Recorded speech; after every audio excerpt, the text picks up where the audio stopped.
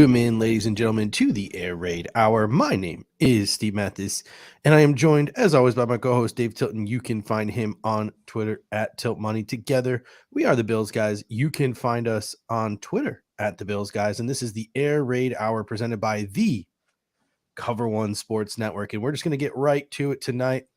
Our topic of conversation is going to be setting expectations for the 2022 Buffalo Bills offense. What's this offense going to look like in 2022? But before we get into that, what's good, Dave? Because between our show on Thursday of last week and today, I think the biggest bit of actual Bills news was like Matt Barkley snubbing Josh Allen for a high five on the golf course.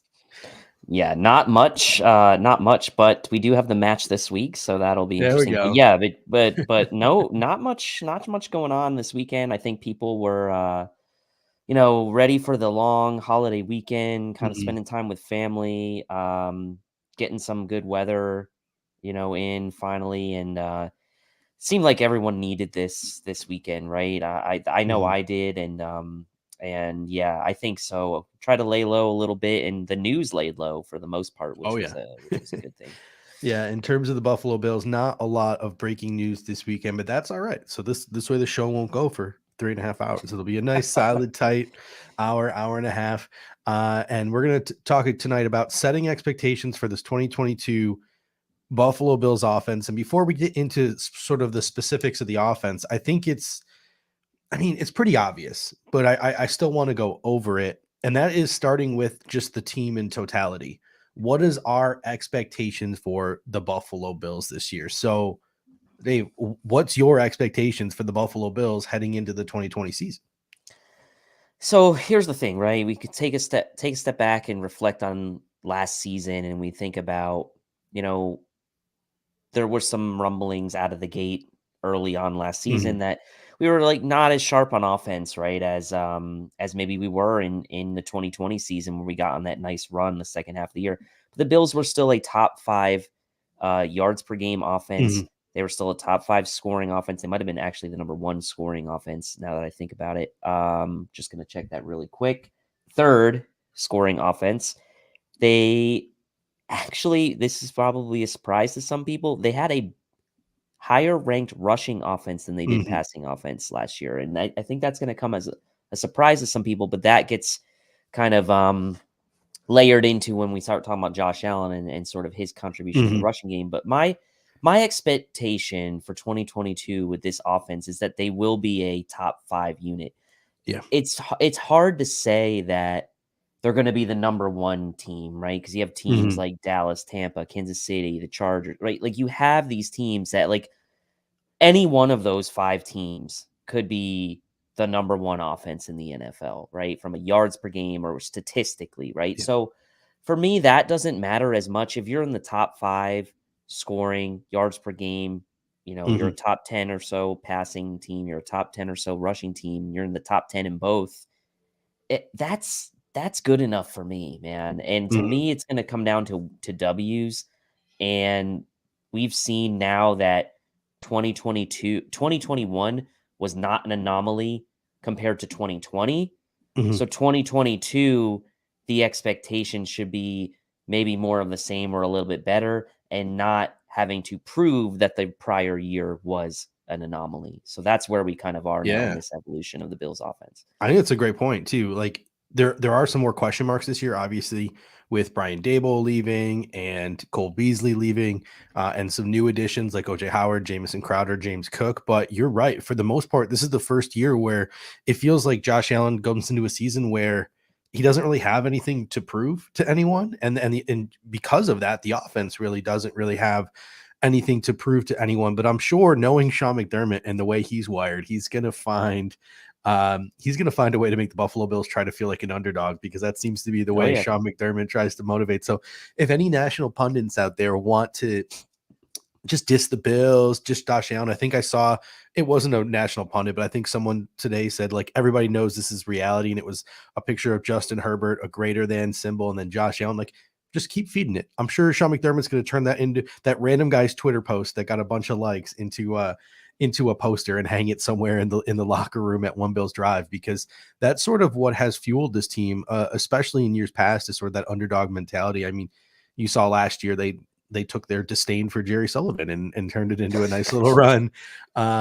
At the end of the season, we got some kind words here from Stephen Burns. Always appreciate it. Says, have to say, really grown to enjoy you guys. Was looking forward to tonight. Appreciate you both. Thank you. We appreciate you for tuning in, and everyone in the comment section.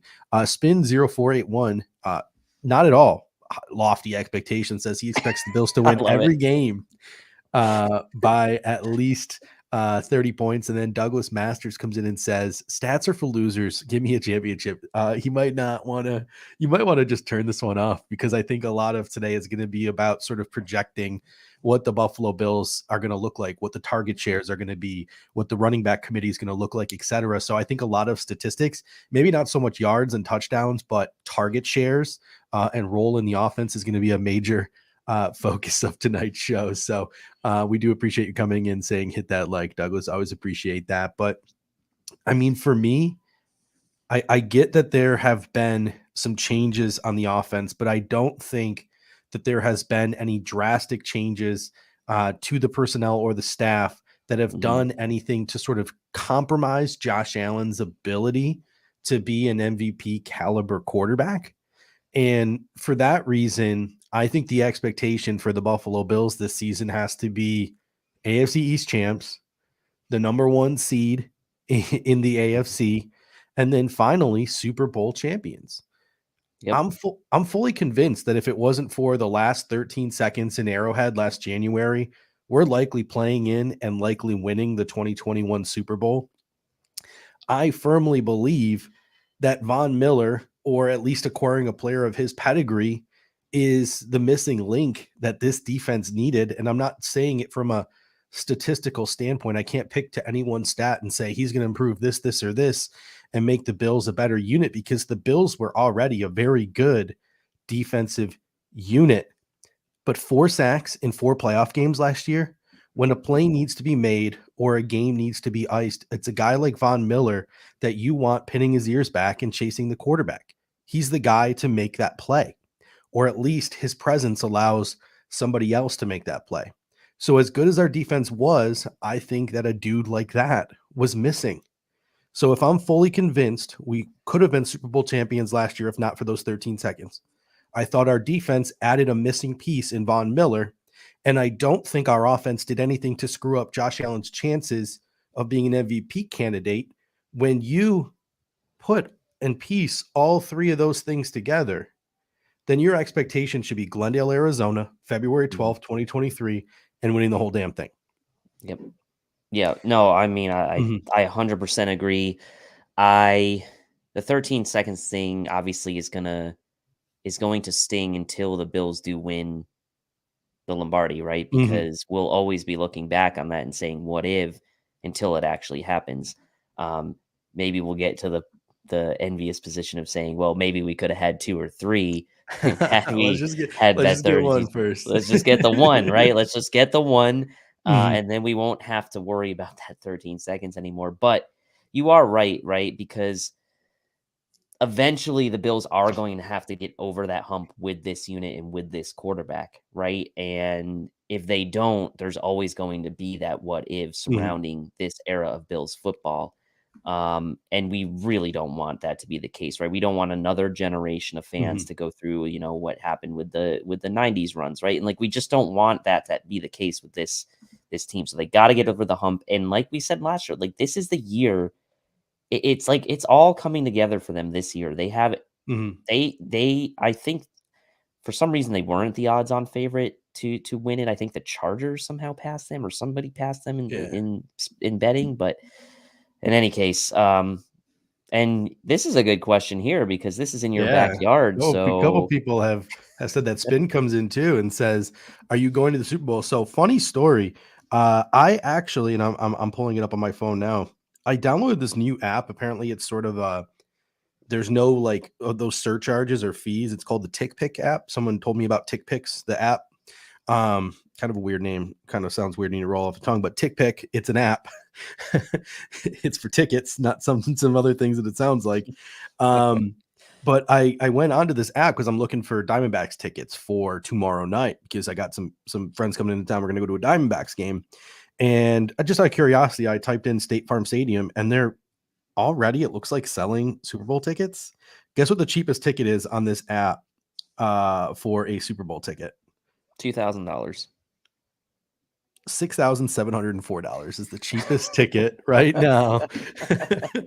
That is the cheapest Wow. ticket on this app. At least there's no surcharges because I can't even imagine what the processing fee for a $6,700 purchase would be. But yeah, it's about $7,000 right now, and that's a full year almost removed from the event or away from the event. So I will likely, if the Buffalo Bills are here, be a large part of the celebration. But unless somebody wants, unless we want to start a GoFundMe, which I think there are better things for people to fund their money for.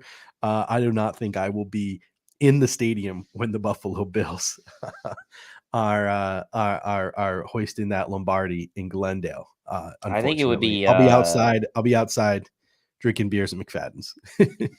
I think it would just be like stimulation to like overload for me. Like I don't think I could handle it. Like I being wouldn't in be able to there. sit in the stadium. I wouldn't be Yeah, able to do it. I yeah. I can barely sit at home and watch it on TV. um, all right, moving on sort of to the next little topic here. What is one take? And it can be anything Bills related. It doesn't have to just be offense. Any take that Mhm. you sort of have that you feel confident in this season. Mhm. So a take that you feel confident in making and projecting about the 2022 season. I feel confident that Gabriel Davis will lead the team in receiving touchdowns in 2022. Mhm. I know it's not like a super hot take, but in a way, it's like you have Stephon Diggs. So to say anyone like, and Stephon Diggs hasn't exactly been like, I mean, he's scored touchdowns in bunches, right? And he Mhm. had 10 last year and 8 the year before, but he never had until 2021 when he had 10 touchdowns. He never had a season of double-digit touchdowns in his career. He had 9 once in 2018, and then he had 8 in 2017, and then 8 with his first season in the Bills. And he had some of those in bunches, right? He had 3 against the Mhm. Pats in 2020, and he had a couple other situations like that a year ago. Not 3, I don't think, in a game, but I think he had multiple with 2 in a game. So I will say I feel pretty confident that Gabriel Davis will lead the Bills in receiving touchdowns this year. I know Knox had that amazing start last Mhm. year, and Diggs is Diggs, but I just feel like Gabriel Davis is prime for that number 2 role.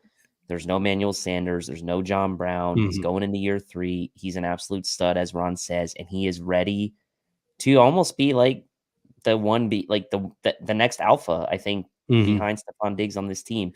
So Davis, to me, I feel very confident that he's going to lead the team in receiving TDs this year.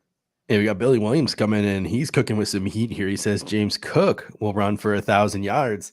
Um, Kind of funny. My take involves Gabriel Davis as well, but I want to take it a step further than you do. A couple people in here coming in. Ron Beck says Gabe Davis equals stud. Charles G says Gabe Davis is going to blow up.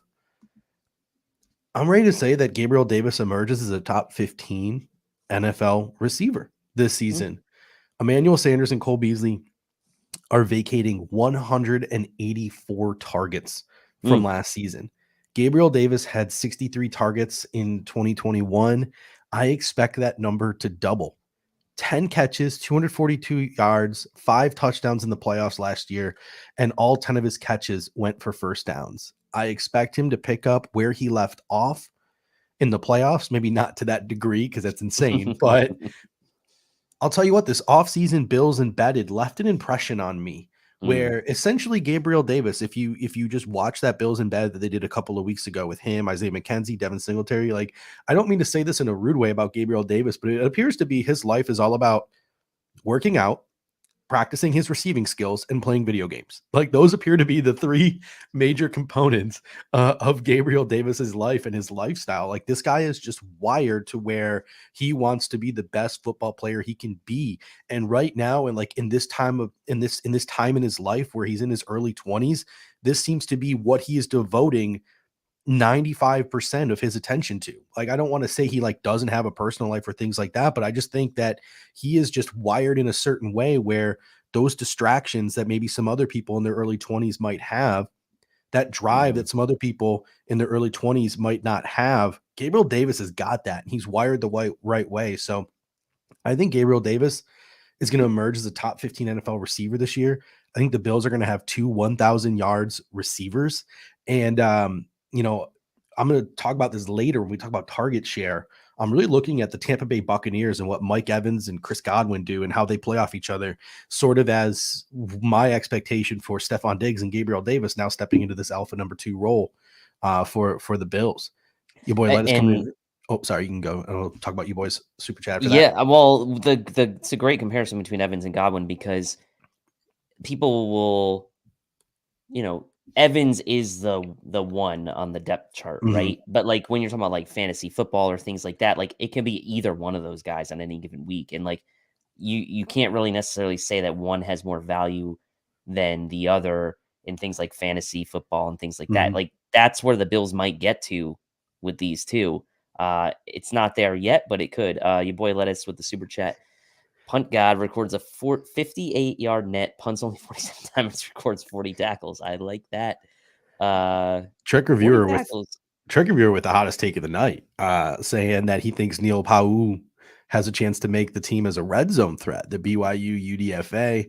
Charles G comes in with Gabriel Davis stat line. He says 75 for 1,100 yards and 11 touchdowns. That would be a pretty stat line for Gabriel Davis. And Jason Taylor comes in and says, in my opinion, there's too many other weapons available for Josh for Davis to get 1,000 yards. Hope my opinion is wrong. And we're actually gonna flush that out later on in the podcast. We're gonna talk about how many throws we expect Josh Allen to make in 2022, and then based on how many throws we expect him to make, how do we expect that target share to be divvied up? And when we get to that, I think maybe, Jason, we can paint a clearer picture for you of exactly how the Buffalo Bills can have 2,000 yards receivers, because in going through and like sort of doing the math on the target shares and things like that, some of the takes I had earlier on in this offseason, aka like a Zach Moss revival, have gone away. And some other takes like, oh man, how are we going to throw the ball to all these different weapons? Some of those I feel a little bit more confident in some of those takes as I sort of went through and I hashed out the numbers. But before we get to that, biggest question mark for the Buffalo Bills in 2022. So it's been a very positive podcast for the most part. Sort of like me before the home opener against the Pittsburgh Steelers, level confidence through the first 18 minutes or so here. So what's maybe one thing that could bring down this football team in 2022? What's the biggest question mark for the Buffalo Bills? Yeah, I mean, so I stuck to offense for this, trying to stick to the theme. Now, we do have another topic later on the offensive line, so I kind of was split between talking about this, but I do still think there's pretty big question marks on the offensive line. If we're talking about a team that doesn't have a ton of weaknesses, like this offensive line has a bunch of question marks still, in my opinion, but I'll save that till we get to the offensive line segment. But I still have a question mark around Ken Dorsey, right? So for the Daboll truthers and for the Daboll haters, right? This year is just going to add fuel to the fire for both of those groups, depending on how the Bills come out of the gate with Ken Dorsey at the helm. This really doesn't have anything necessarily to do with Josh Allen's ability or, his acumen on the field or anything like that, right? It has to do with play calling and sequencing and the flow of the game. And Ken Dorsey, as a first-year play caller in the NFL at the helm of one of the most potent offensive units in the NFL, there is a lot of pressure, in my opinion, on Ken Dorsey this season. Now, Josh Allen is going to alleviate a lot of that pressure on him by making plays that only Josh Allen can make, off script, things like that. But I still think there's a lot of pressure on Ken Dorsey to fill the shoes left by Brian Daboll. However you feel about Brian Daboll, he was at least a veteran coach, a steadying presence, kind of, at least when you looked at him up in the booth and things like that, it never seemed like he was very shook or rattled. And maybe that was just, externally, but it's going to be very interesting, I think, in my opinion, to see how Ken Dorsey fares this year. And if the Bills do struggle a little bit out of the gate, that pressure is just going to only mount on Ken Dorsey, not really mount on Josh Allen. So That's still a question mark for me. Mhm. And Jason's right. I mean, Dable was inconsistent, but at the end of the day, the Bills were still a top 5 Yeah, offense the 3 last yeah, 2 3 years. offense, yeah. So I get that, right? Mhm. But that doesn't take And away the question marks for Ken Dorsey. yeah, and the thing about Brian Dable is like we sit here as Bills fans and we nitpick every single play of every single game. And I think sometimes what we fail to do is look at it in like the grand scheme of the league because, like you said, they were a top 5 offense like the last 2 seasons under Brian Dable.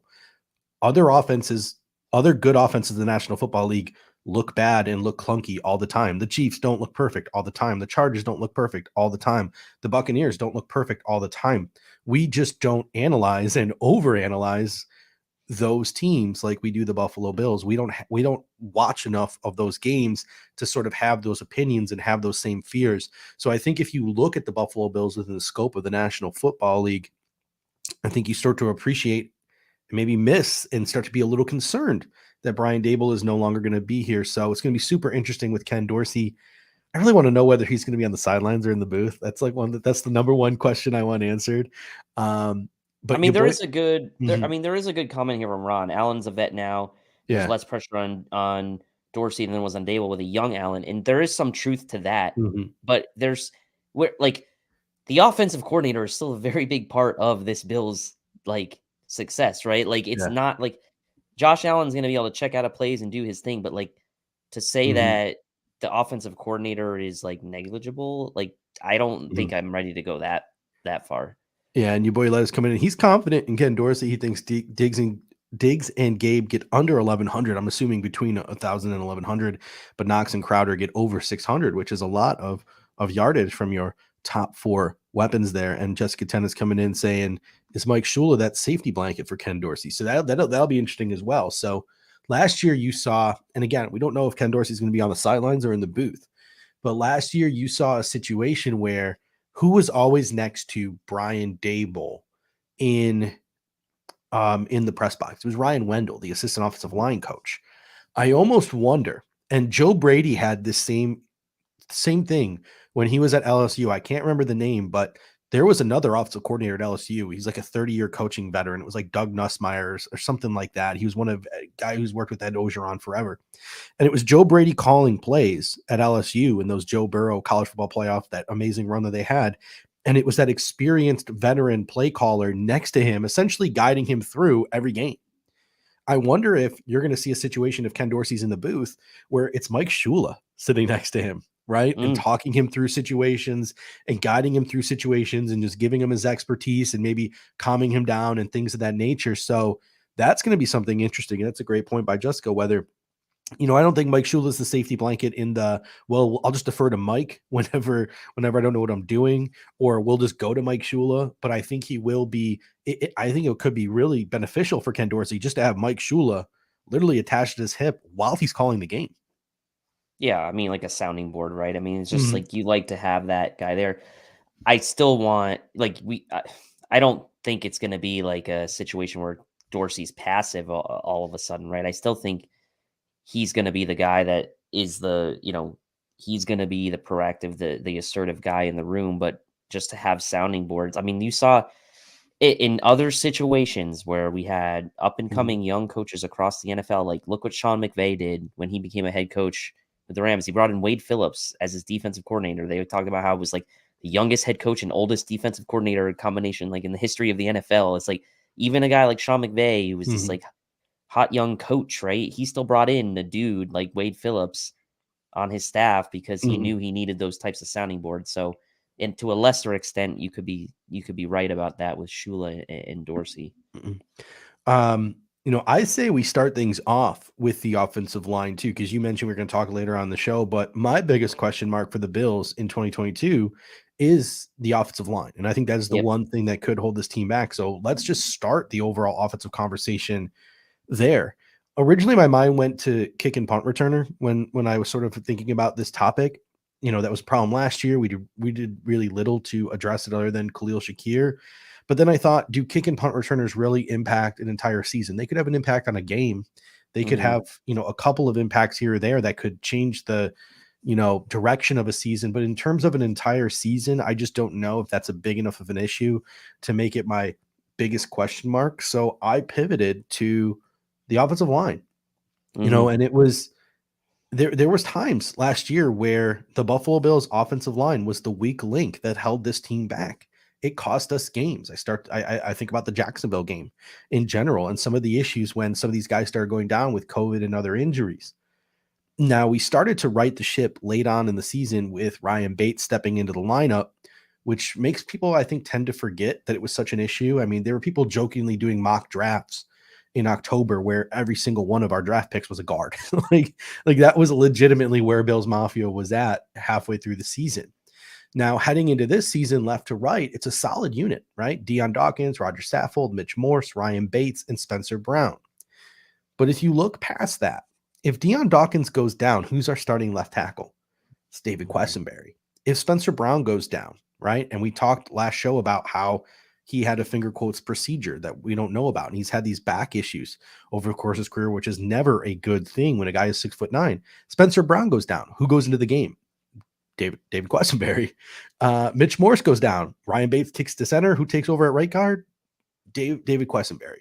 Like, you can make the argument that David Quessenberry is the number one backup at pretty much every single position on the Buffalo Bills offensive line. So again, that's why it's a question mark, because I'm not saying it like it's a negative, because Aaron Kromer has been added to this coaching staff. But is Aaron Kromer really good enough to maintain what we found late last season and keep it going through all the nicks and bruises and injuries that an NFL season brings?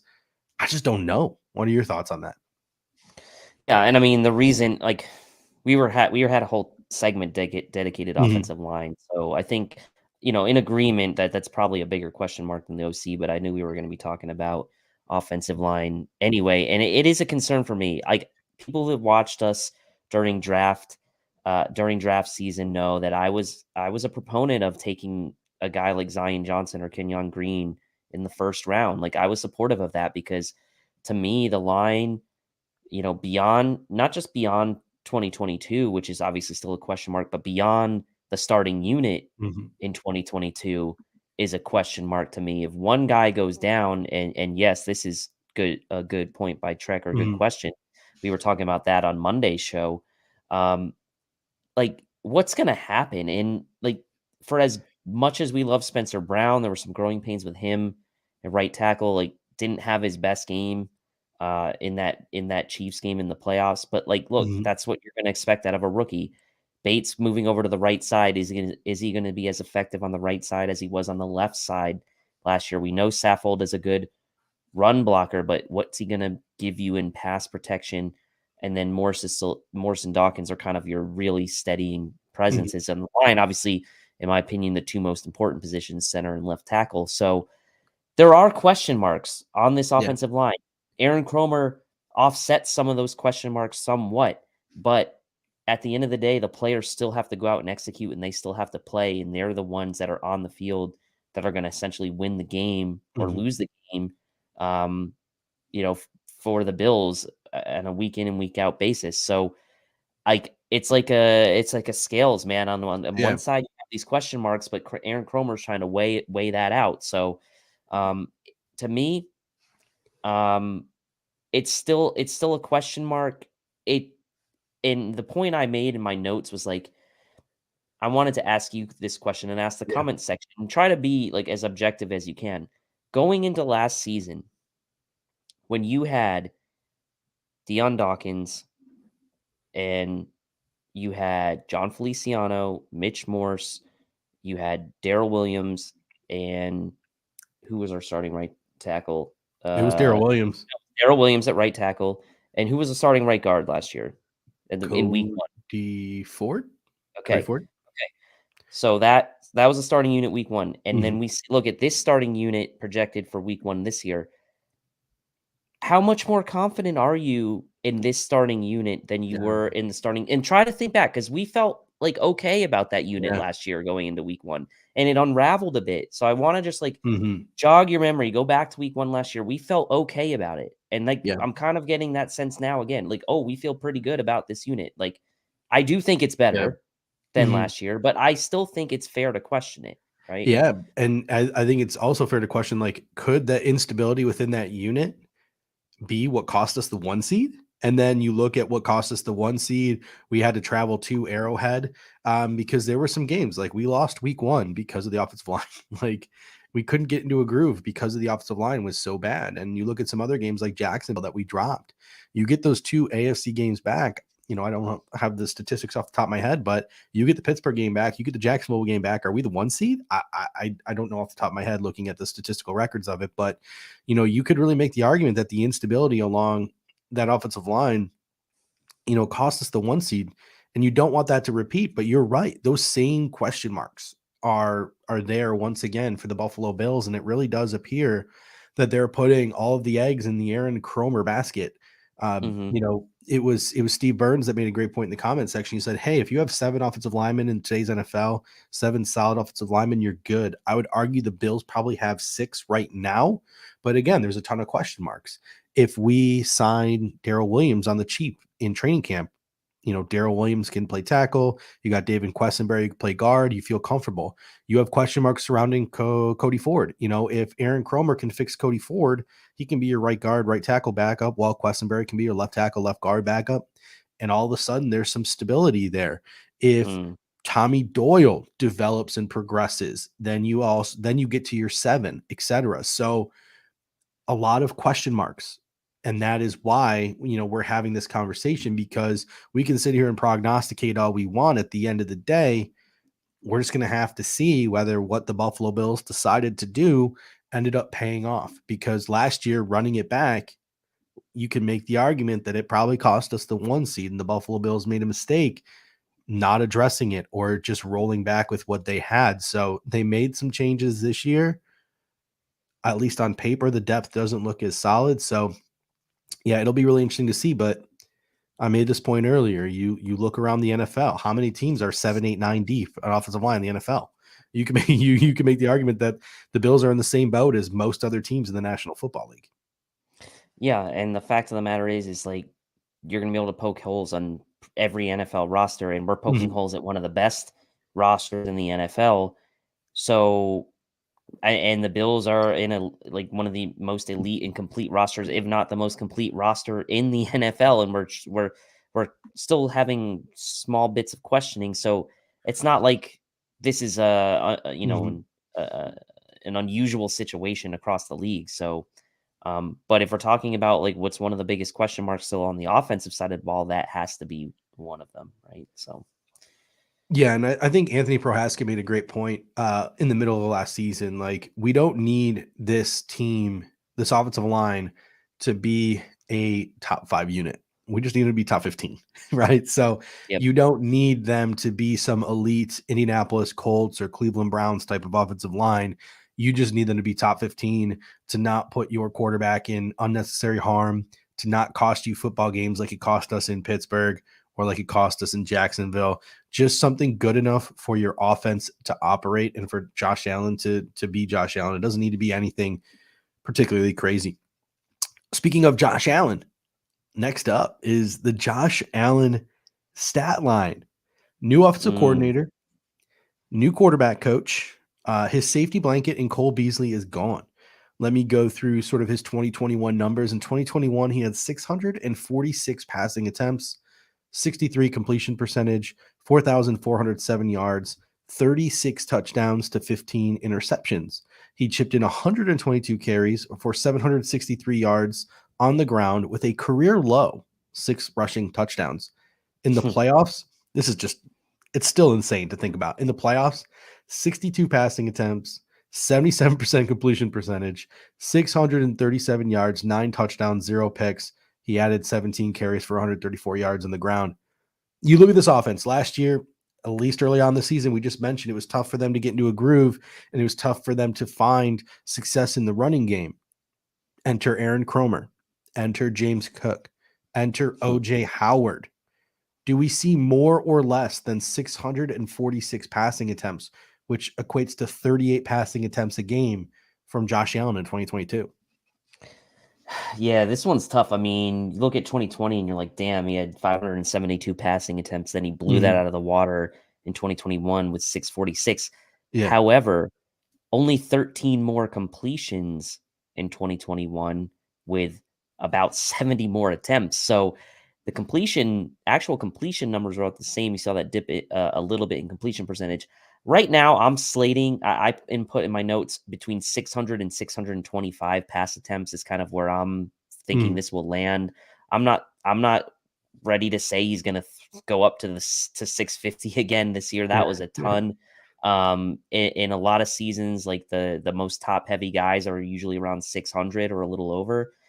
So I'm still putting him quite high in that 600 to Mhm. 625 pass attempts range. So if you want to, kind of max it out for me, like I'll say he's going to be somewhere around that 625 pass attempts range. So putting him still a good 50 ahead of where Mhm. he was in 2020, but maybe about 20 to 25 or so less than he was a year ago. See, this is one of the rare times where I'm gonna disagree with you because I think one thing was you had the extra game. So 17 True. games now as True. opposed to 16. That's So fair. really, like last year is the only year you can really look back at as a sample size for 17 games, unless you maybe want to like throw players' first playoff game into the equation as well. That's fair. But That's fair. he had under 30 attempts only 4 times in 20 in 2021, and that was in an 18-point win, a 28-point win, a 25-point win, and a 14-point win. So these were all games where we won by 2 scores or more that he had under 30 passing attempts. Now, on the flip side of that, the 2 games he had over 50 were both losses, Tampa Bay and Pittsburgh, and he had 47 in the losses to Tennessee and Jacksonville. I think it's going to stay around the same as it did in 2021, around 646 or around 650, because I think there will Mhm. be less games that we are going to win running away. So you're going to see less of those like under 30 games, but we will also be cognizant of not overdoing it, aka slinging it 50, 55 times a game in some of those tighter games. So I think 40 a game, 38 to 40 a game, like we had last season, is sort of a safe number. That equates to about 680 targets. So somewhere between 650 to 680 targets is where I think you're going to see Josh Allen this season. And that's plenty of targets for the weapons that he has. That's a lot. 680, man. I mean, if that's the case, like I mean, I wouldn't be Mhm. shocked. I wouldn't be shocked. Um, but I guess like for me, I don't know. It's hard for me to go. It's hard for me to go there yet. Yeah. I'm not saying that I'm against it, by the way. I'm not. I'm Mhm. just kind of saying like that I wasn't ready to go there yet with my prediction. Speaking of predictions, yards don't really matter to me. So we're just going to sort of gloss over the yards at this point. But what does matter to me is the points that we score. And last year, Josh Allen had a total of 42 touchdowns over the 17 games that he played in. So, what is your expectation for Mhm. Josh Allen in 2022? Are you going over or under that 42 touchdown benchmark that he hit in 2022? I am gonna go over here. Mhm.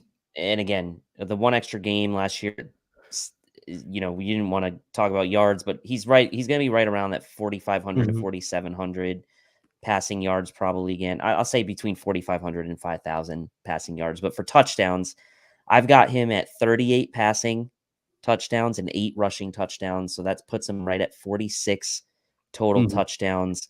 Which matches the Um, season previous, I believe, right? he had 36 passing TDs the year before, and I believe he had 8 Okay. or maybe 9. I think he was slightly lower. I think it was Mhm. 44. In any case, I have him going slightly higher. He had 36 passing TDs a year ago. I have him at 38 this year, and I have him at 8 rushing TDs this year for a total of 46 touchdowns. Maybe he'll get a receiving touchdown too. Give Yeah. him give him a bonus. Give him a bonus receiving touchdown. Put him at Is 47. is Ken Dorsey as creative as Brian Dable? We'll find out. Yeah. I'm going to go over as well. And I mentioned this on a previous show. My expectation for Josh Allen in 2022, as crazy as it sounds, is 50 total touchdowns. Essentially, if you do the math, that's 3 touchdowns a game. And my sort of reasoning for this is we do the pregame show here at Cover One before every single game. and we'll be doing the same in 2022. So check us out, hour and a half, 2 hours before every game right here. But when we do these pregame shows every single week 1 through week 17, are we ever going to go a pregame show where the expectation for Josh Allen is going to be less than 3 touchdowns that day? And Whether that's it's why in the air, that's on the why he's ground. never our take me higher player of the game, because Yeah. like it'd be too, like we just pick him every time. Yeah, so the expectation is going to be higher. It's always going to be high for him, and I think 3 touchdowns a game makes sense. I think it's a tougher schedule, so there's going to be less of those blowouts where they're running away with things. So, some might argue, well, we're playing tougher teams, he's going to score less, and others might argue, well, no, the offense can't go into coast mode. They have to keep putting up points and keep, keep their feet on people's necks. So that's the way I'm going to go with it, and we're going to get to running backs in a second. I think Zach Moss is sort of that goal line-ish type of back that the Buffalo Bills have utilized. I can't really find a role for him in 2022 unless I'm mistaken. And in that scenario, unless he becomes sort of like the go-to goal line guy, Josh Allen becomes your running back at the goal line more so than Devin Singletary or James Cook. So maybe he gets that 6 touchdowns back to where he was previous in his career, 8, 9, maybe pushes 10. So like 40 passing, 10 rushing, gets you to that 50 mark. I mean, look, again, like typically I'm a little bit more conservative with these things than you are, but I again, I am not against, like, I'm not saying that you are out of line with that predict. Like, it is very much within the realm of possibility that he could eclipse 50 touchdowns. And it would be some poetic justice if he actually could eclipse the 50 touchdown mark and actually finally nail down that MVP award after 2 amazing seasons that he's had the last 2 years, and just like leave no doubt about who the MVP is this year. And who knows, maybe, Thursday night or Wednesday night, whenever that is, June 1st, Aaron Rodgers gets under Josh Allen's skin so much that he feels the need to put up 50 touchdowns to shut this dude up and to finally get this Aaron Rodgers monkey off of his back in terms of league MVP. So let's transition now to running backs and the guys who you'd think could possibly take some of the load off of Josh Allen. And we're going to sort of try to project here the running back workload in 2022. Looking back at 2021, Devin Singletary had 188 carries. That's 11 per game. Zach Moss had 96 carries. Matt Breida had 26 carries. I know that they played a combined 24 games, but if you combine their carries, 96 and 26, and divide it by 17, it comes out to 7 per game. So essentially, our traditional running game was about 18 carries a game between Devin Singletary and whoever was the RB2 that week. Singletary only went over 20 carries twice, 23 in the route versus Atlanta, 22 in the route versus Carolina. The non-traditional running game, Allen had 122 carries, which is 7 a game. So that puts the Bills at about 25 a game between the traditional guys and Josh Allen.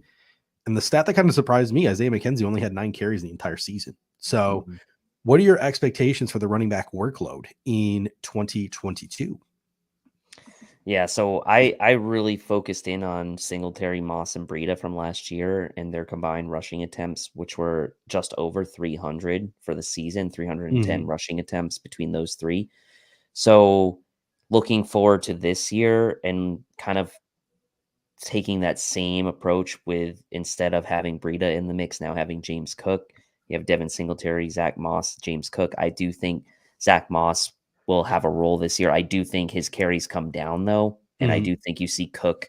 Although he's going to, he's obviously going to probably have his mark as a receiver, maybe even more so than a runner. I do think the Bills are going to try to work him into the running game as well, even invest the 2nd round pick in him just for him to be kind of like a receiver only. So for me, I'm going to divvy up those 310 attempts and say that it's going to be about the same in 2022. I don't see a big increase. I don't see a big decrease in that total amongst the running backs. So I'm giving Singletary 190 attempts. I'm giving Moss 75, and I'm giving Cook 45. And that gives you 310. And someone's going to come to me and will say, well, how can you give Zach Moss 30 more rushing attempts than James Cook. Well, it's because James Mhm. Cook is going to be playing other roles on this offense besides being just a runner. And that's still only less than 20 more carries than Matt Breida got a year ago. So 45 carries for Cook maybe that seems low to some people. Maybe Yeah. 75 seems high to Moss, but Moss had 96 last year. Mhm. And can you really remember any of those? Like any good moments other than maybe a 2 or 3 game stretch in the middle of the season? So Mhm. I still like Singletary getting close to 200, Moss 75, Cook 45. That's kind of how I see it shaking out right Yeah. now. I mean, Dan Kincaid comes in and says, "Is Duke Johnson out?" I mean, it's an uphill battle for him. Obviously, Zach Moss is still got 2 years left on that rookie deal. So you want to see if you could maybe resurrect him. So then you have his expiring deal next year. You could sort of, get as much as you can on his cheap contract out of Zach Moss. Then you have Devin Singletary and James Cook. I think it's going to be an uphill battle for Duke Johnson to make this roster, but I cannot envision the Bills running at a higher enough volume in 2022 to leave the two running back committee. At some point, you sort of have to make the running backs like happy, right? So I just don't see them splitting it three ways when there's already so few carries to go around. I really do think that the Buffalo Bills are going to keep that two running back committee. Now, the only way I think it could switch to three is if they sort of try to take away from Josh Allen's rushing volume. But I Mm, also can't envision a steep decline in Josh Allen's rushing volume because it's sort of part of his game and helps him get into sort of a little bit of a rhythm, and therefore I'm sort of relegated to the following take, and that is that Devin Singletary is going to start the season as the feature back.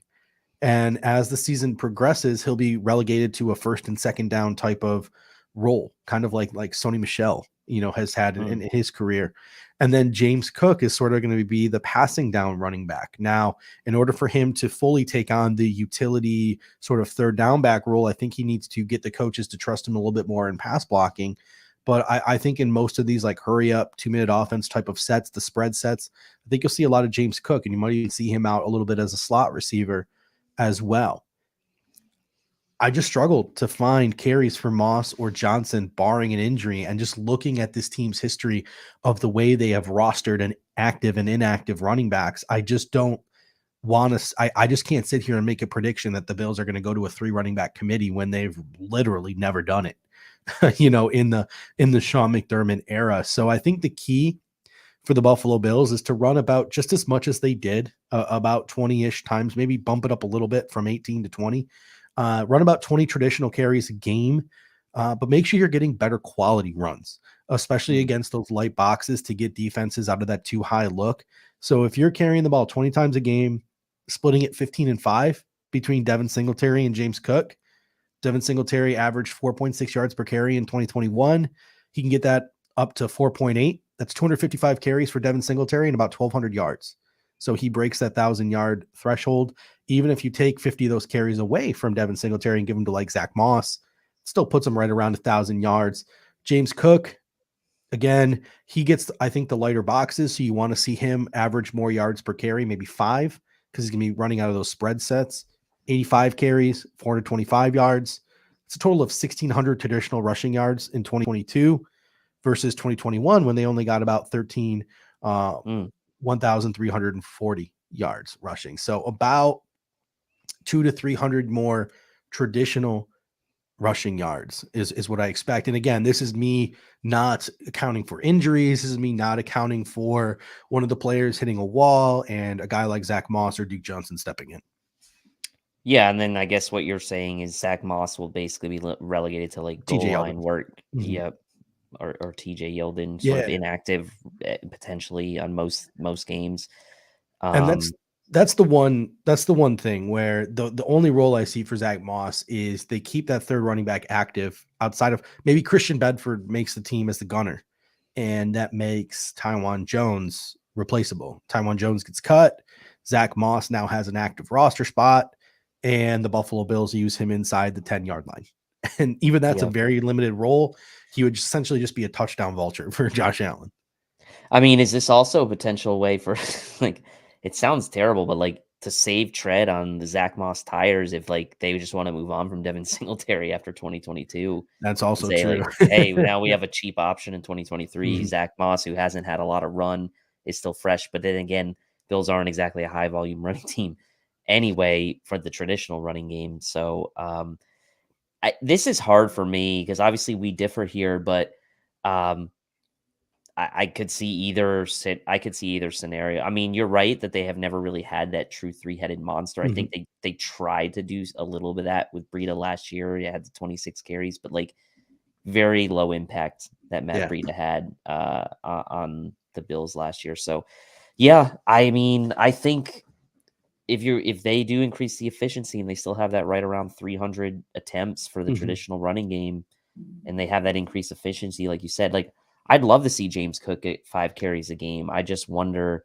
if that's, maybe that's something we see as the season wears on. I Mhm. wonder if they wouldn't do that in early in the season, but who knows? Maybe they could throw him in to the mix right away. One thing that we did not mention when we talked about the running backs here was how the running backs will impact the target share in the passing game. So let's transition now to sort of our expectations for the Buffalo Bills wide receivers and just all the pass catchers, in totality, running backs, tight ends, etc. So trying to look at what the wide receiver target projections are going to be in 2021. The target share was as follows: Stephon Diggs had 164 targets. Hmm. Cole Beasley had 112 targets. Emmanuel Sanders was third with 72 targets. Dawson Knox had 71 targets, but yes, so Dawson Knox missed some games. Tommy Sweeney filled in 12 targets. So the tight end position kind of combined for 83 targets. And the Buffalo Bills really only used one tight end all season long, at least as a pass catcher. Gabriel Davis was fifth with 63 targets. Devin Singletary with 50 targets. Zach Moss with 32. Isaiah McKenzie with 26.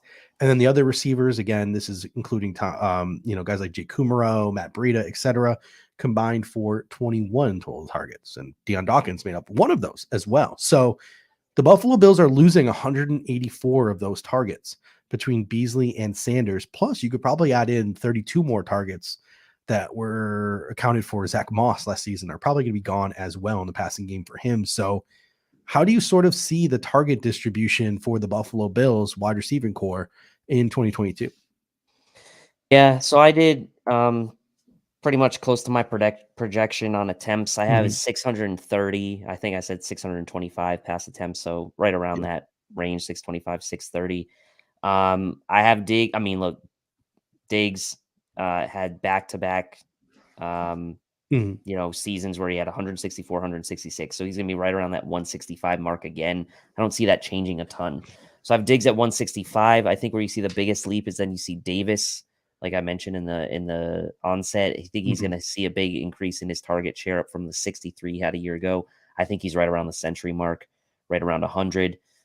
Taking up a big line share of what's being left behind from Beasley and Sanders. And then obviously Jamison Crowder, I think, takes up the a good portion of that remaining Mhm. lion share left by Beasley and Sanders. So that's 185 targets between Davis and Crowder. Knox had 71 targets a year ago. I like that coming up slightly to about 90. So about 20 more targets for Knox. Mhm. Again, he's not going to be, I don't think he's going to necessarily be like super high volume, but 90 targets for a tight end. That's a decent jump for him. And then I see, there was a couple of the running backs along with Isaiah McKenzie kind of Yeah. coming up next. I got Singletary with 45.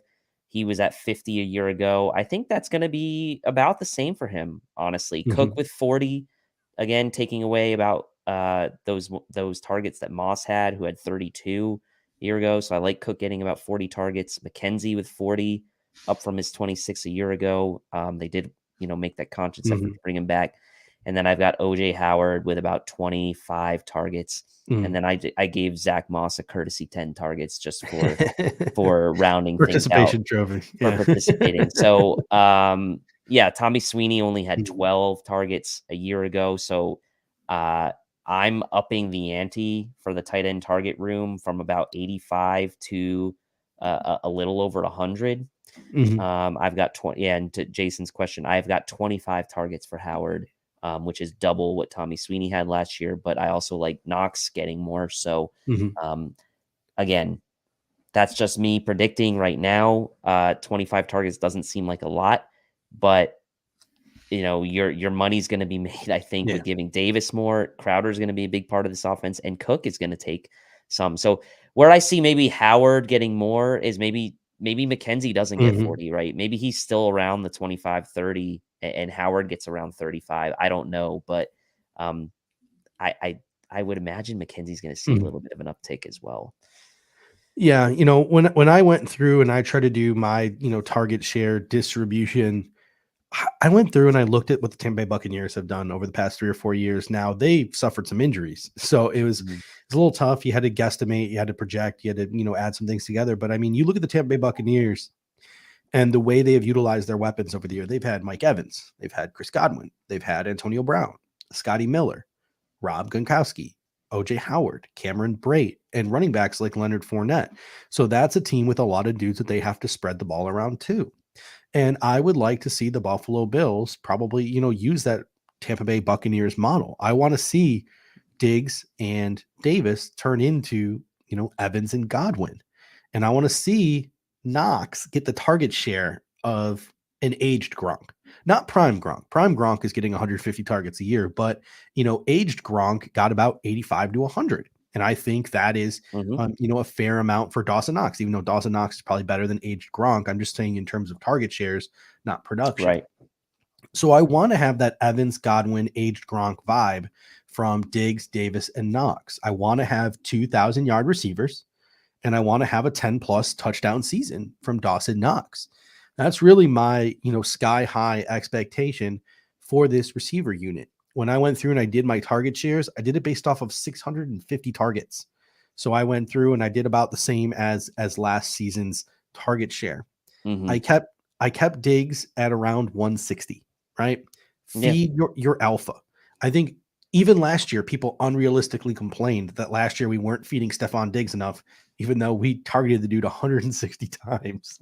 And on top of that, he went and got paid. So you pay a guy that much money, you keep feeding him the way you are feeding him. So I'm going to keep Diggs at 160, and that drops my targets from 650 to 490. Davis, I want him to double his target share from last year. I want it to be 120. I I want like him to that. be a second wide receiver.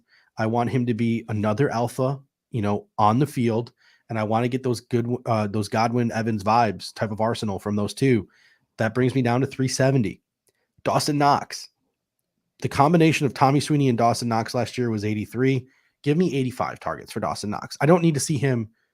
Greg Tom said on Twitter today, give him 100. I don't need to see that, right? For me, Dawson Knox is about red zone. He's about third down. That's more important to me than volume. So give me 85 targets for Dawson Knox. That gives me the 285. Jamison Crowder, he's more of a slot safety blanket. I don't think he's hardly ever going to be the first read. Give me 80 targets for him, down to 205. James Cook is the next guy on my list here. I think he's going to play that J.D. McKissick type role. So give him all of Moss and Breida's targets, which is 32 and 9, plus half of Devin Singletary's targets from 2021, which is about 25. And that puts James Cook around 70 targets. I think that would have been what J.D. McKissick would have gotten if he was the running back for the Buffalo Bills. So now I'm down to 135 targets. So I got 135 targets. OJ Howard, Devin Singletary, Isaiah McKenzie, Khalil Shakir. Oh, we'll just give them all 30, because this is sort of a Mhm. guesstimation, right? So Yeah. 30 for Howard, 30 for Singletary, 30 for McKenzie, 30 for Shakir, and there's 15 targets left over to spread around to your offensive lineman and whoever else you want to throw to, Jake Kumaro, right? So to me, that is where I can envision a scenario. Someone said, I think it'll be hard for Gabriel Davis to get 1,000 yards or for the Buffalo Bills to have 2,000-yard receivers. I was super nervous about the Buffalo Bills' ability to spread the ball around. But then I did the math here, and I think that is a very logical way, and even your way is a very logical way to spread the ball around, Mhm. where everyone can sort of get theirs and put up reasonable numbers, and this offense can still, Except Zach function Moss. to the best, except for Zach. Poor Zach Moss he's part of that other 15 targets here. So, Pops Mafia says, you think Crowder gets more than McKenzie? I think Yeah. he more than doubles McKenzie. Like, Triples, maybe. Triples yeah, McKenzie, maybe even maybe. triples. So I I think mean, I Jamison had him Crowder, double, but yeah. I think Jamison Crowder is one of those guys that we don't really talk about that much, but we get to the regular season and, what did Cole He Beasley should have? have 80 plus. He should have Yeah, 80 plus Cole targets Beasley had easily. 100. So Cole Beasley had 100, the quietest 112 target season of all Yep. time last year. Sanders had 72. I mean, you Give don't him think 3/4 of that, like, yeah. and Sanders had 72, and he was hurt. He missed time too. Yeah. So, yeah, so many targets to go around. So to me, I think the one that stood out to me was I'm really excited to see James Cook get the ball in his hands in the passing game 70 times. Like, get that guy, manufacture 70 touches for that. I shouldn't say manufacture 70 touches because it's not all gonna be manufactured stuff, but attempt to get this guy the ball through the air 70 times this season. That's what I want to see. And that's one of the things that is in between James Cook and even Khalil Shakir, our guy Justice on Justice General on Twitter had a great thread. Like, Khalil Shakir and James Cook should be able to help the Buffalo Bills create some semblance of a screen game this year, which is going to help the running game or supplement the running game too. So I'm really looking forward to that as well. I think that I liked Cole Beasley, right? I thought he was a good fit for Josh. But I actually like the prospects of this group more than either of the past 2 years units. As much as I like Beasley, I'm not sitting here telling you that Jamison Crowder is a better route runner than Cole Beasley, but I do think that between kind of getting what you could get out of John Brown, getting what you could get out of Emmanuel Sanders, you're now like replacing those guys with like exciting young talent in Khalil Shakir and even James Cook to an extent in the passing game. On top of the fact that you still, by the way, brought in a very good slot receiver in Jamison Crowder to go along with the ascension of a guy like Gabriel Davis. So like this unit really, and the ascension of Dawson Knox too, right? And so this skill position unit, the receiving target share, it has a lot of exciting prospects this year, a lot of variety. Didn't even really talk about Isaiah McKenzie a ton too, and he's still there. So there's a lot of variety. Didn't even mention Marquez Stevenson because who knows if he's going to even make the team. But a lot of variety and a lot of talent. This is a deep and talented group of skill position players that the Bills have, and so super exciting to kind of see how this target share pans out. Yeah, I mean, there's a lot of high upside guys like Jalen Weidermeyer, up until the combine, he was talked about as a possible, day 2 pick as a tight end. He possible tight end 1 in the class. He was sort of touted as that throughout the college football season as the TE1 until like guys like Trey McBride emerged. You have Isaiah Hodgins, who, I don't have it off the top of my head, but I mean, his SIS statistics in college in the red zone were absolutely insane. And he's sort of a high upside, later round player. Injuries and just the depth chart, things like that have kept him from seeing the field. Could he see the field? Marquez Stevenson, could he see the field? So, Zach Moss, someone mentioned earlier, he was playing last season on a broken foot. Maybe he gets healthy. So even as you get to the bottom of our depth chart, maybe even a bigger role for Reggie Gilliam. So you get to the bottom half of our depth chart and like the guys who it's questionable whether or not they're even going to make the team, you still have guys who you don't look at and say like they're a jag. They're just a guy. Like they are guys who have potential to be more than just a guy too. So I don't know, maybe it's the Homer goggles in me, but really big fan of sort of the depth of this football team and some of even the higher upside players at the bottom half of the roster. Paus Mafia comes in and says Stevenson will be a New York Giant. They got Kadarius Toney. They drafted Wandale Robinson. Like they got a lot of smaller, gadgety type of guys. So I'm not exactly saying that Marcus Stevenson fits into that mold, but I don't know if there's even a spot for a guy like Marcus Stevenson on the New York Giants depth chart. I think they have Robert Foster too. So little speed guy. Yeah, don't forget Quentin Morris. How could I? We didn't even say Isaiah Hodgins either. Like he's got a huge uphill battle now too. We had some high hopes for him 2 years ago. He just hasn't been able to get on the field, and preseason is going to be interesting for a guy like Isaiah Hodgins if he can make an impression. Yeah, and it cannot be overstated enough that we won't be watching, a bunch of schmucks throw them the football either. Like it's gonna be Matt Barkley and Case Keenum who are gonna have to take a ton of snaps in the preseason, and you're gonna have guys who have played games in the National Football League sort of doling and dishing the rock, the football out to some of these guys. Remember last preseason we were watching like Davis Webb run like these weird like tight end in the flat type of like games in the preseason where we're like, well, we can't judge any of these wide receivers because Davis Webb and Jake Fromm are not doing jack. So Yep.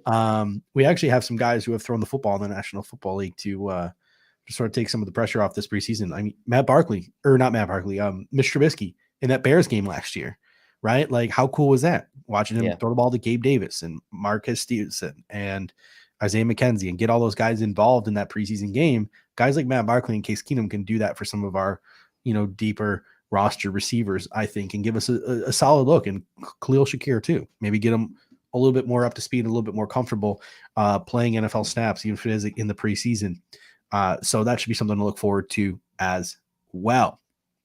All right. So we already touched on the offensive line. So that should just about do it for this evening in record time, by the way. Hour 6. Like, who are we? What have we done to ourselves? It feels wrong, but it is what it is. I mean, it feels wrong. So maybe we can spend like the next 5-10 minutes. If anyone has any comments or topics in the comment section they want to hit at, we can do a little Q&A here and keep it to a solid like hour 15. Yeah, feel a little guilty leaving. There's 141 of you in here. So if you promise right now to smash that like, there's 141 of you, smash that like. We will, we're open to suggestions. So anything that you guys want to talk about, throw it into the chat and we will discuss it. We got Pops Mafia saying on 3rd and medium, the Bills will go to Crowder like they did with Beasley, or will they? I think Dawson Knox could take some of those sort of. I think Dawson Knox could end up finding himself as Josh Allen's safety blanket this year. What do you think? I think he can. It's going to be some of those like squirrely yardage that you can get though. Like, I don't know physically Dawson Knox can like do some of the, like, he obviously physically can't do some of the things that Cole Beasley could do.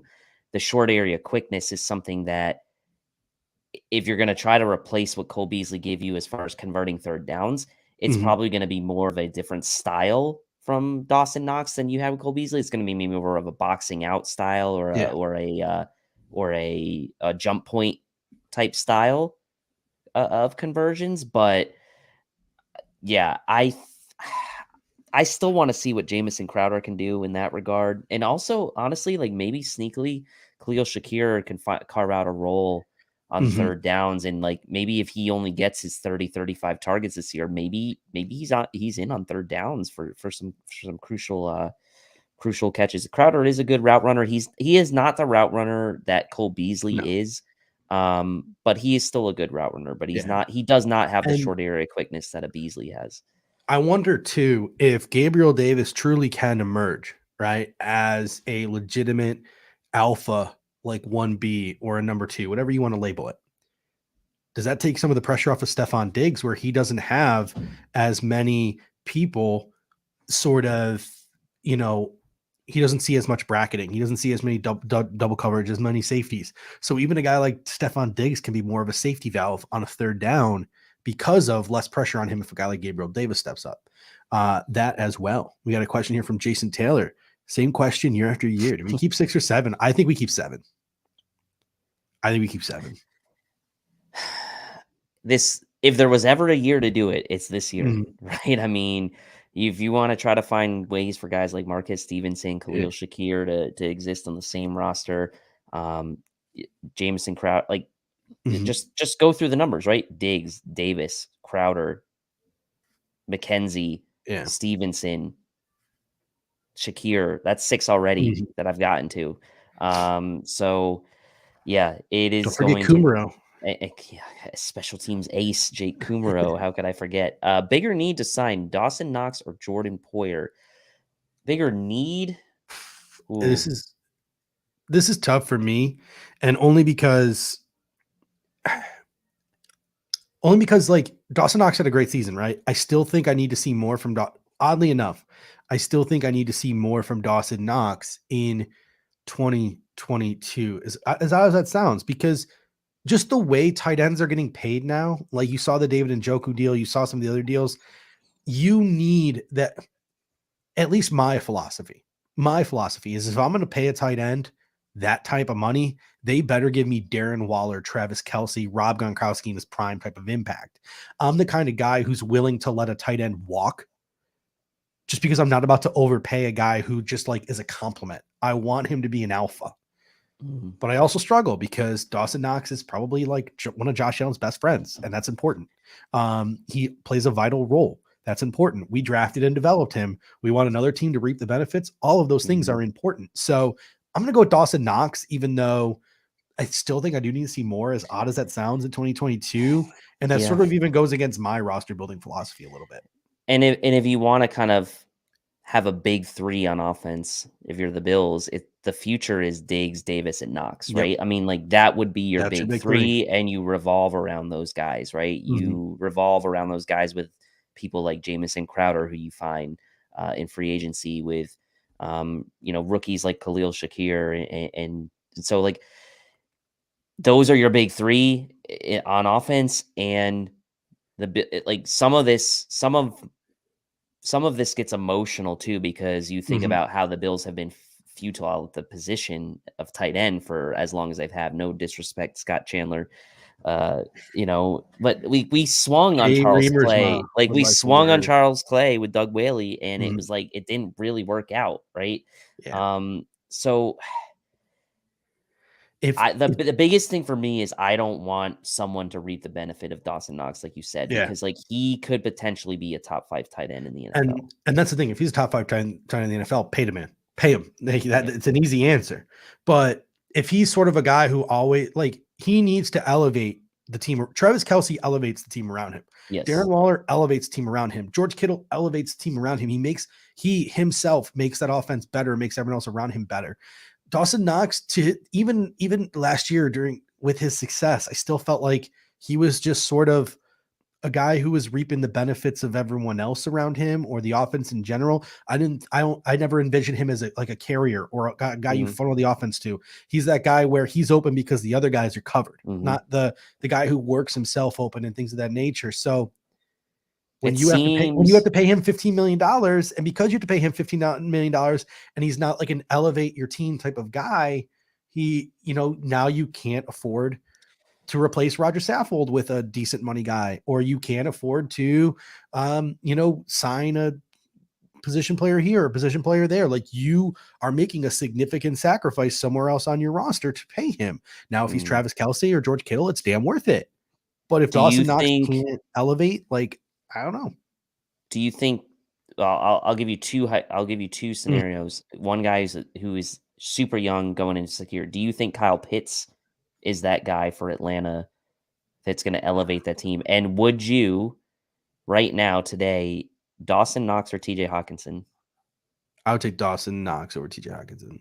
Okay. And a lot of people think TJ Hawkinson is a guy that elevates the Mm-hmm. Lions passing game. So, and again, we talked about this on this show. Like, there are 3 elite tight ends in the NFL, in my opinion. It's Darren Waller, George Kittle, and Travis Kelce, and then it's Mm-hmm. everyone else who's in the next tier. It's TJ Hawkinson, And it's Zach Ertz, it's a maybe good Kyle part of Pitts and Dawson Knox, right? a good part of this could be too, Dawson Knox has never had to be that guy because there were other dudes. So like maybe if there's a stretch this season where Stephon Diggs gets injured and Stephon Diggs doesn't play, maybe Dawson Knox rises to the occasion and shows us he can be like that guy, the guy you funnel your offense through, This is or one fair. of the two guys. Yeah, Mhm. Mark Andrews is probably the 4th in that elite tier. I'll Yeah. agree with Spin on that. He is in that group. All right. Steve Rose coming in saying mayonnaise, good, bad, or indifferent. I think mayonnaise is elite.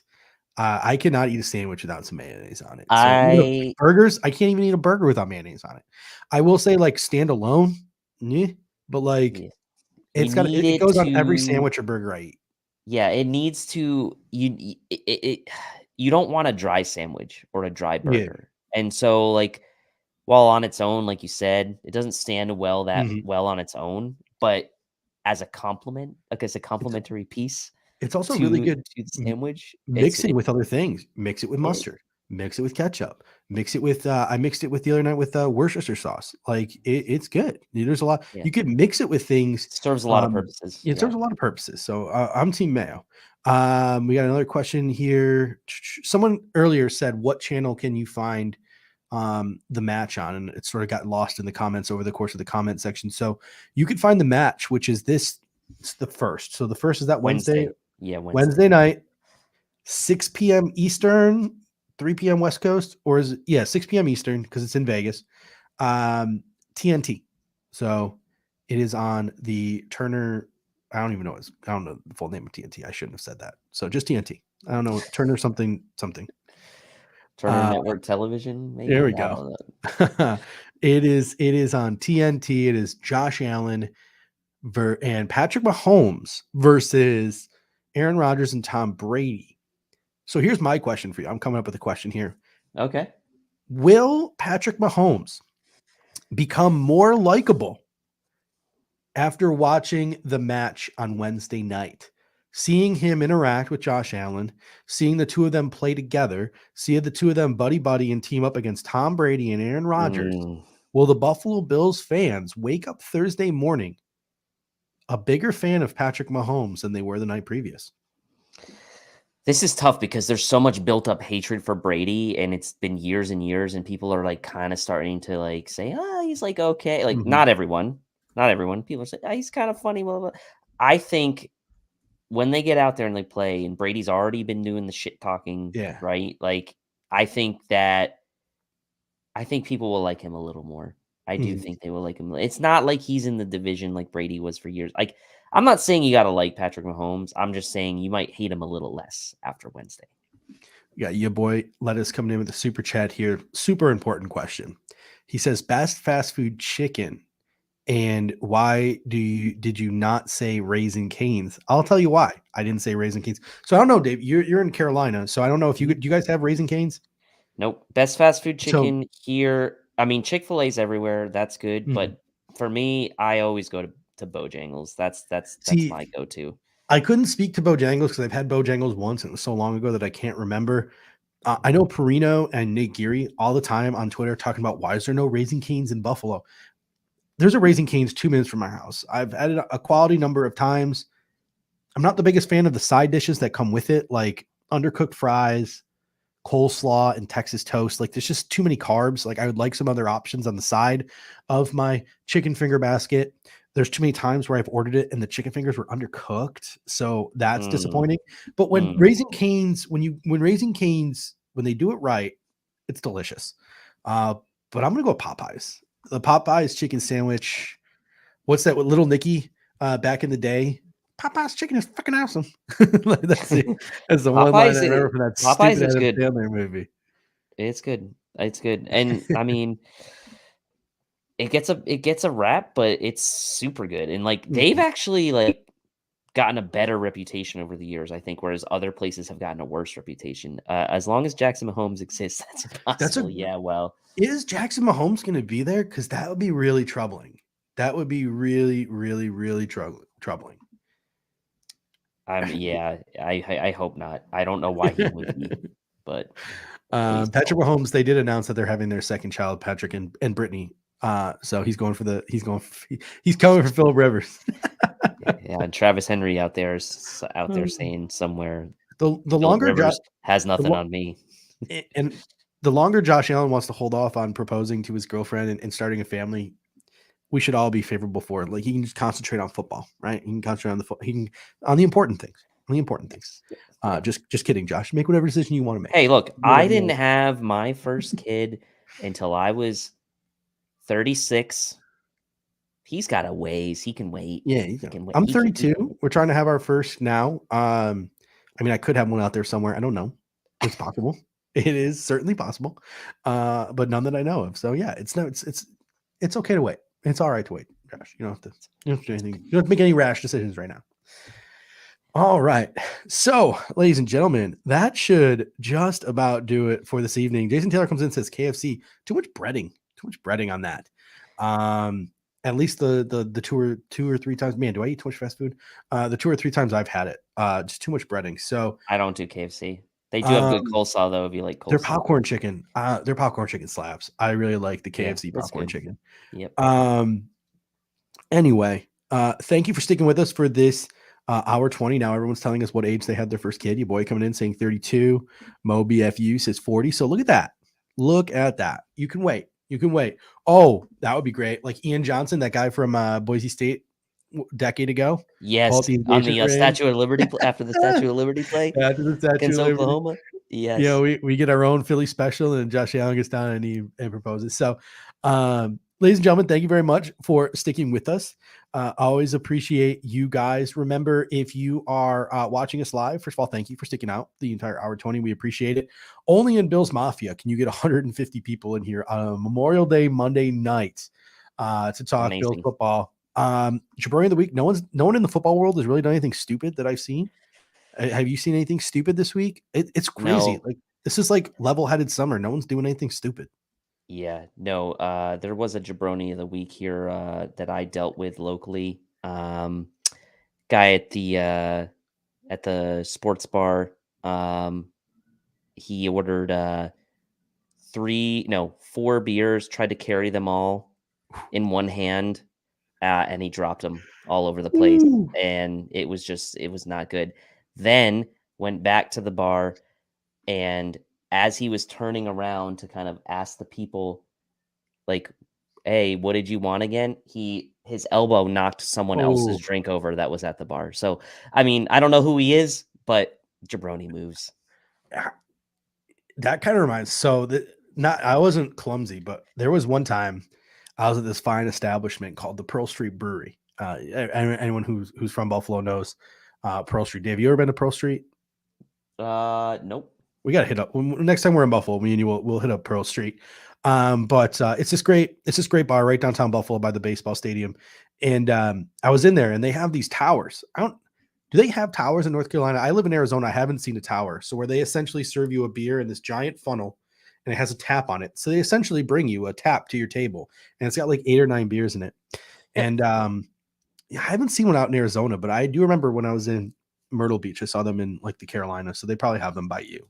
But I was at Pearl Street. This had to be like a decade ago with our boy Fabili. And I ordered an entire tower for myself, essentially. It was late in the night. I wasn't thinking. I ordered and I couldn't finish it. And I was so ashamed and embarrassed. So I asked the waitress for a soup to go cup, hoping to get like a soup to go cup so I could pour the beer. I think you told me this one. And so she doesn't bring me a soup to go cup. She brings me like a food to go container, like that Oh styrofoam. no! Oh no! So I tried filling it with beer and walking out of the restaurant. Oh my god! That's a jabroni move right there. Needless to say, I was stopped. I was forced to throw it out.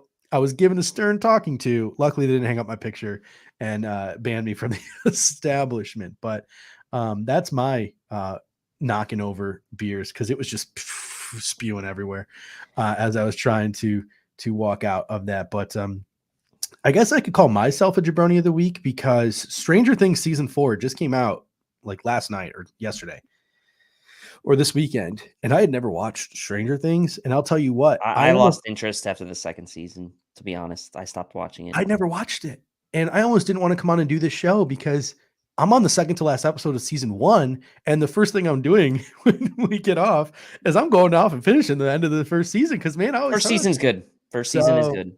Yeah, jabroni of the week is me for taking like what 5-6 years. Maybe I'm the jabroni for not finishing it. I stopped after 2 seasons. I just kind of lost interest. The dozen or so people I saw tweeting about season 4 said season 4 was good, so maybe you want to go back. I guess it's sort of like a Nightmare on Elm Street, Freddy Krueger homage season 4. Okay. So no, yeah, maybe I'm on the of interest to you. I'm on the Flight Attendant right now. Ooh, I haven't watched that one yet. Yeah. Got the HBO Max, so maybe I will check that out. It's been good. It's been good. No spoilers, please. I know it's not new, but no spoilers. All right. So, ladies and gentlemen, thank you so much for joining us again. If you are watching live, appreciate it. Smash that like on your way out. If you're listening on demand, we'd also appreciate if you could just smash that like button while watching us on demand. Remember, we will timestamp it for your own convenience, so you can go to any segment you so choose to watch it. If you want to rewatch, you can go utilize the timestamps to do that as well. And leave us a comment in the comment section. We'll always make sure that we respond to you in a as timely as we can type of fashion. We check in on the YouTube comment section over the course of the week and always try to respond to anyone who has a question, a take, a concern, etc. We always try to comment the best we can. And if you are listening on Spotify or iTunes, thank you. We appreciate that. Well, to the hundreds of you who just listen to us. They don't watch, but you listen. We appreciate you as well. So if you could please, obviously you probably already subscribed, so we appreciate that. If you could leave us a nice little rating and review if you listen in podcast form, that would be super appreciated. So, ladies and gentlemen, as always, this would not be a show without you. Super appreciate it. And until next time, go Bills. Go Bills. Are we having fun yet?